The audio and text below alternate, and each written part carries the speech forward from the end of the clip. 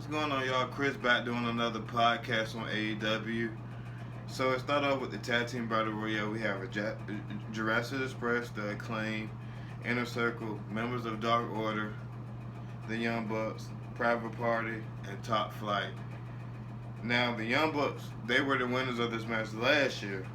If they win the match again, then they'll be able to take on the opponents of their choosing. And they said that they wanted to take on the Good Brothers.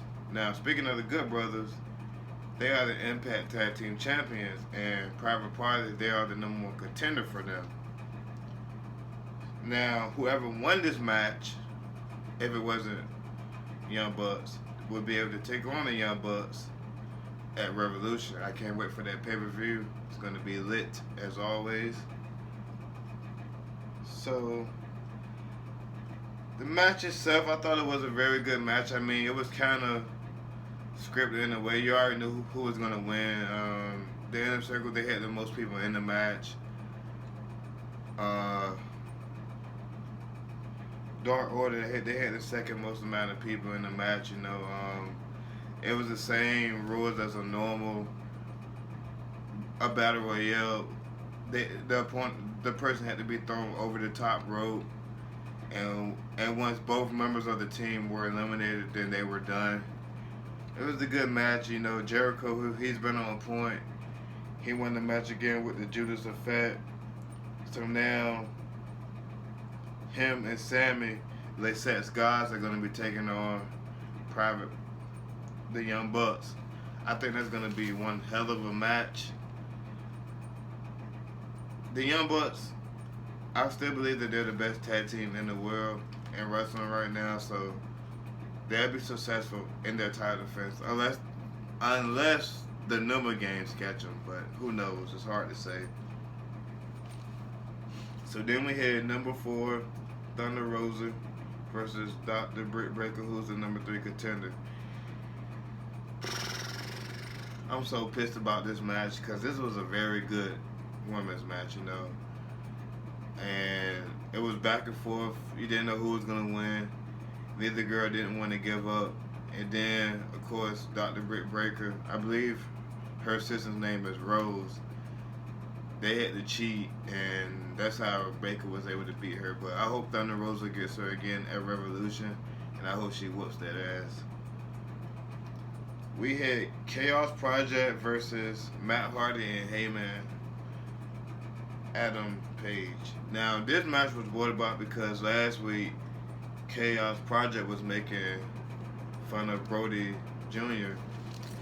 Rest in peace, Brody Lee. And, they was being mean to him on his birthday and stuff. So that's how this match arose. And apparently, Matt Hardy, he's developed a new character, and he's been trying to, I guess, recruit more people. He's got Private Party in there now, and he seems like he's trying to recruit Page. They're both some Carolina boys, as he mentioned. And when I was watching AEW, I found out that their relationship goes back 10 plus years. So who knows? Somewhere down the road, Adam Heyman Page might want to be in a tag team again, or he might want to be in a faction. Guess only time will tell. So they was talking about they got this Women's World Championship tournament coming up. It's going to be 16 women total, 8 from the U.S., 8 from Japan.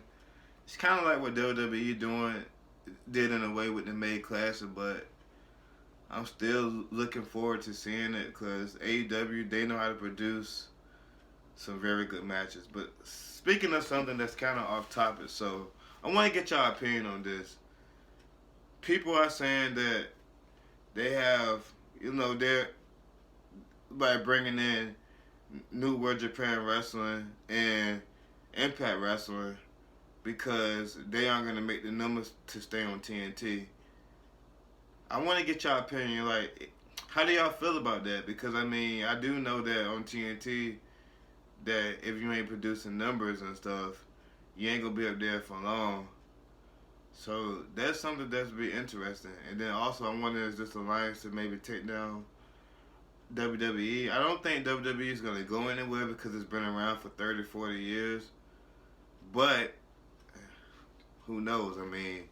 They have half of their people are from WWE. And it was like they got all the good people from WWE as well. So it's gonna be interesting to see what happens. We had this wedding. It was a waste of time. You knew somebody was gonna come out or something was gonna happen. So it's no surprise that Orange Cassidy came out. I thought Trent was gonna come back, but obviously that rivalry is not over.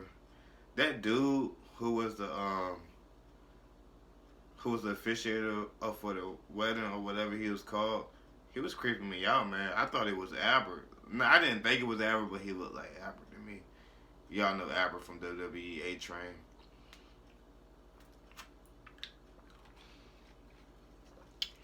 So we had Kingston versus Archer in a no DQ lumberjack match.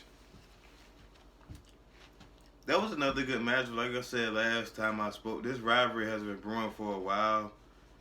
I honestly thought Archer was gonna lose because the odds were stacked against him, and you know Kingston, he's a dirty guy, so he was doing whatever it took to win.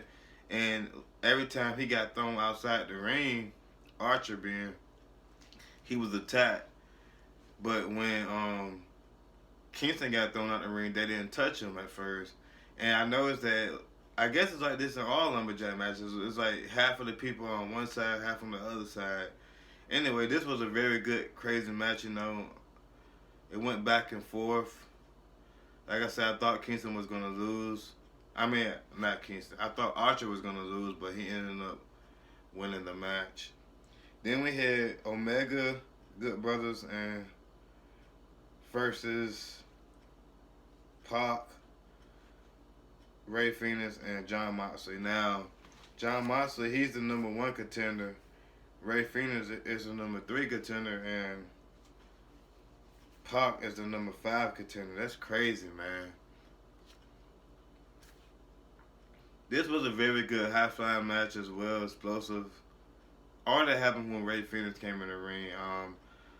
I thought for sure that Moxley and the Death Triangle was going to pull out the victory, but, you know, Omega and the Good Brothers, they have chemistry going back 10 plus years, so I'm not surprised that they was able to win the match.